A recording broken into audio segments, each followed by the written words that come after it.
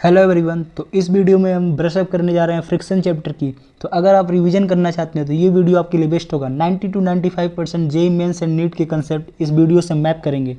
तो चलिए शुरू करते हैं। Welcome to Vishen academy. मेरा नाम है हर्ष सिंह और आप देख रहे हैं फ्रिक्शन की brush-up.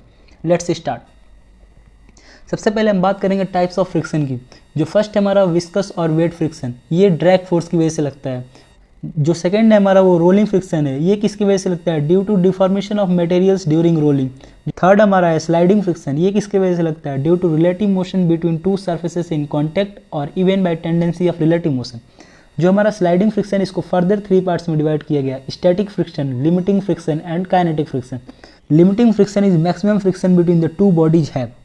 Kinetic friction equal to mu k into n and static friction equal to mu s into n. ये म्यू के जो हमारा और म्यू एस है हमारा, ये क्या है? कोफिशिएंट ऑफ फ्रिक्शन है। ओके, तो जो कोफिशिएंट ऑफ काइनेटिक फ्रिक्शन है वो ऑलवेज लेस देन होता है कोफिशिएंट ऑफ स्टैटिक फ्रिक्शन। ऐसा क्यों होता है? क्योंकि जो हमारा काइनेटिक फ्रिक्शन है वो तब लगता है जब हिल्स लगभग टूट चुके होते हैं। पहले हमारी स्टैटिक फ्रिक्शन लगती है, ठीक। जब स्टैटिक फ्रिक्शन लगती है तो मोस्टली ब्लॉक्स जो होते हैं वो टूट चुके होते हैं। उसके बाद जब बॉडी की मूवमेंट शुरू हो जाती है तब हमारी लगती है काइनेटिक फ्रिक्शन, तो रफनेस थोड़ा कम होता है। इसलिए जो कोफिशिएंट ऑफ काइनेटिक फ्रिक्शन है वो लेस होता है coefficient of static friction. That's why जो काइनेटिक फ्रिक्शन है वो लेस होता है ऑलवेज स्टैटिक फ्रिक्शन के।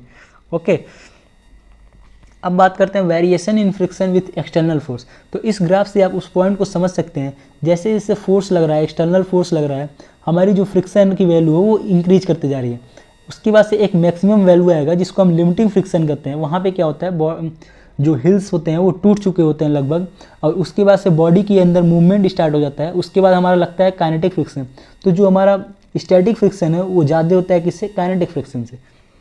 Note, in some cases where mu s equal to mu k equal to mu, body will not start sliding at f equal to mu 1. Okay, and if mu k is less than mu s given values, body start sliding at f equal to mu s. अगर mu k कम है mu s से तो जो हमारी body है वो slide करना शुरू हो जाएगी किस पे? f equal to mu s into n पे। ओके, n जो है हमारा वो नॉर्मल फोर्स है। अब बात करते हैं pulling is easier than pushing on a surface. तो ये एक बॉडी है, ठीक, ये दूसरे बॉडी पे फोर्स लगा रही है ऐसे थीटा एंगल पे एक्स एक्सिस से। तो इस फोर्स की कंपोनेंट ले लेंगे F cos theta F sine theta. ये क्या कर रहा है? इस बॉडी को पुश कर रहा है। ओके, तो इसकी कंपोनेंट एक वाई डायरेक्शन में माइनस वाई डायरेक्शन में होगी F sine theta and x direction में होगी एफ कॉस थीटा, ठीक। तो इस पर एफ बी डी बनाएंगे तो एन वन इक्वल्स टू क्या हो जाएगा? M G plus F sine theta. अब हमारी जो फोर्स ऑफ फ्रिक्शन हो जाएगी वो क्या हो जाएगी? Mu k into N. अब दूसरे केस पुलिंग वाले में देखते हैं, इसमें एक बॉडी है वो क्या कर रही है? ऑब्जेक्ट को पुल कर रही है। ओके, तो यहाँ पे थीटा एंगल से पुल कर रही है अभी, तो ये एक रोप से पुल कर रही है तो इसकी टेंशन होगी। तो एक्स एक्सिस में T cos theta and Y axis में टी साइन थीटा। तो यहाँ पे जो नॉर्मल की वैल्यू आएगी वो M G minus T sine theta आएगी। इस सेम केस में यहाँ पे आपने देखा था जो नॉर्मल की वैल्यू है वो M G plus F sine theta है। तो इससे आप कंक्लूड कर सकते हैं कि यहाँ पे नॉर्मल की वैल्यू एन वन ज़्यादा है एन टू से। सो जो पुशिंग होती है वो क्या होती है? हार्ड होती है than pulling on a surface. Okay, तो यहाँ पे फ्रिक्शन कितनी लग रही थी? Mu k into N to जो क्या है हमारा लेस है, ठीक। तो pulling is easier than pushing. This is not always, this is only true for the theta value of force. इसको माइंड में रखेंगे। Okay, will talk about friction in pulley and block cases. तो इसमें सबसे important क्या है? Friction की direction को मार्क करना है। बाकी तो एनएलएम के कॉन्सेप्ट से हम एफबीडी बना के इस क्वेश्चन को सॉल्व कर सकते हैं।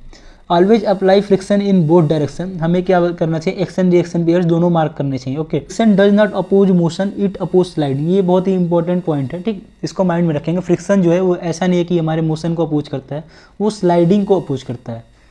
Now we will talk about constant motion. इसको जो हमने एनएलएम में इसको छोड़ दिया था, अब इसके बारे में बात करेंगे। और ये सिस्टम क्या होता है? जो सिग्मा टी डॉट एक्स होता है वो ऑलवेज जीरो होता है, एंड जो सिग्मा टी डॉट वी होता है वो भी जीरो होता है, and sigma T dot A होता है वो भी जीरो होता है। यहाँ पे टी हमारा जो है वो टेंशन है, एक्स हमारी पोजीशन है, वी हमारी वेलोसिटी है, ए हमारी एक्सेलरेशन है। तो इसको माइंड में रखेंगे। अब बात करेंगे वेज कंस्टेंट की। इसमें क्या हो रहा है कि एक बॉडी एम बी है वो नीचे की तरफ आ रही है ए बी एक्सेलरेशन से, एंड जो सेकेंड बॉडी है एम ए वो ए एक्सेलरेशन से आगे की तरफ जा रही है, ठीक। अब हमने क्या कि इसकी एफ बी डी बनाई, ठीक, और एफ बी डी से हम एनालिसिस करेंगे तो A B cos theta equal to A sine theta हो जाएगा। तो ये था हमारा फ्रिक्शन एंड वेज कंस्टेंट। तो नेक्स्ट वीडियो में हम बात करेंगे वर्क, एनर्जी एंड पावर की। तो ऐसी वीडियो के लिए चैनल को सब्सक्राइब कर लीजिए।